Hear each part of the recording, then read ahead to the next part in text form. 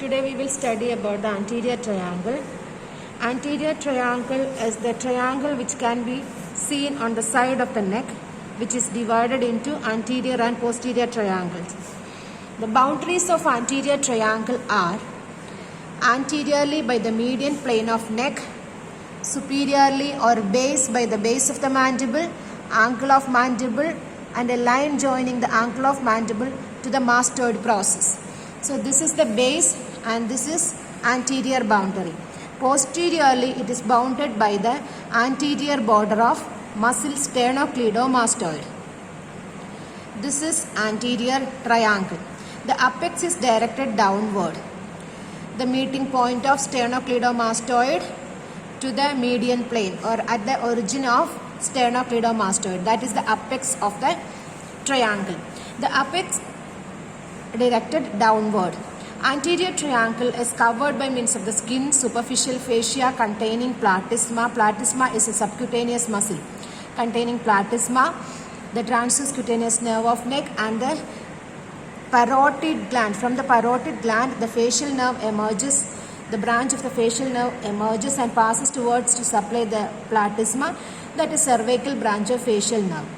So these are the contents of the structures forming the roof of the triangle: skin, superficial fascia containing platysma, cervical branch of facial nerve, and the transverse cutaneous or anterior cutaneous nerve of neck.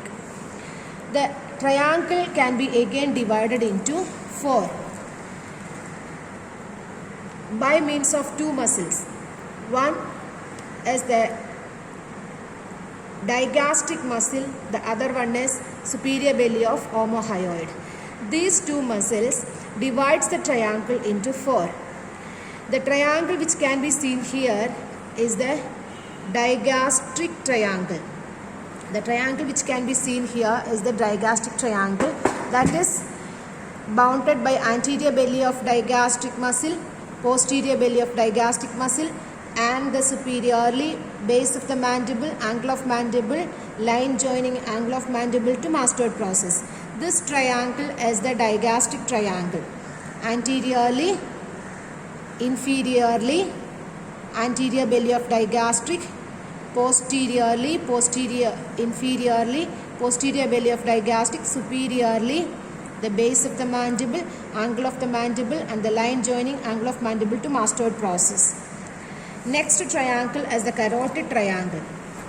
Carotid triangle is the carotid triangle. Carotid triangle bounded by posterior belly and the intermediate tendon of posterior belly of the digastric muscle along with the stylohyoid. Posterior belly of digastric with stylohyoid, which is continuous as the intermediate tendon, and inferiorly, antero-inferiorly by means of the superior belly of omohyoid, posteriorly by means of the upper part of anterior border of sternocleidomastoid from extending from here to here.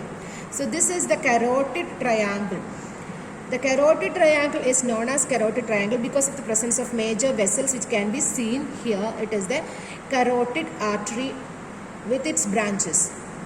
The next triangle is the muscular triangle. The muscular triangle is bounded by means of median plane anteriorly by the median plane, postero-superiorly by the superior belly of omohyoid, postero-inferiorly by the lower part of anterior border of sternocleidomastoid. So this is the muscular triangle.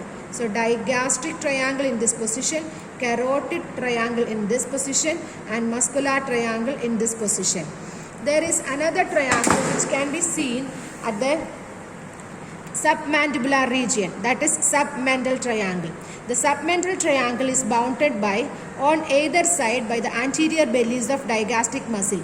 On either side by anterior bellies of digastric muscle, the base is formed by the body of hyoid bone. The chin is the apex. The apex is directed towards the chin. So this is the submental triangle. Position of the submental triangle bounded on either side by the anterior bellies of digastric muscle. Lower part or the base is formed by the body of hyoid bone, and the chin is forming as the apex. This is the position of the triangle, so that in a half of the neck or the side of the neck we can see only half of the triangle. Next, about the contents of the triangle. Major contents which we can see in this triangle, it is already removed because of the deeper dissections. So in this triangle we can see there is a presence of the submental lymph nodes and the submental group of veins. Only two contents are there in the submental triangle. The floor of the triangle is majorly formed by the mylohyoid muscle. This is the mylohyoid muscle. The mylohyoid muscle forming the floor of the mouth or the diaphragm, oral diaphragm, is a mylohyoid muscle. Mylohyoid muscle is forming with an intermediate raphe. So this is the submental triangle, position of submental triangle.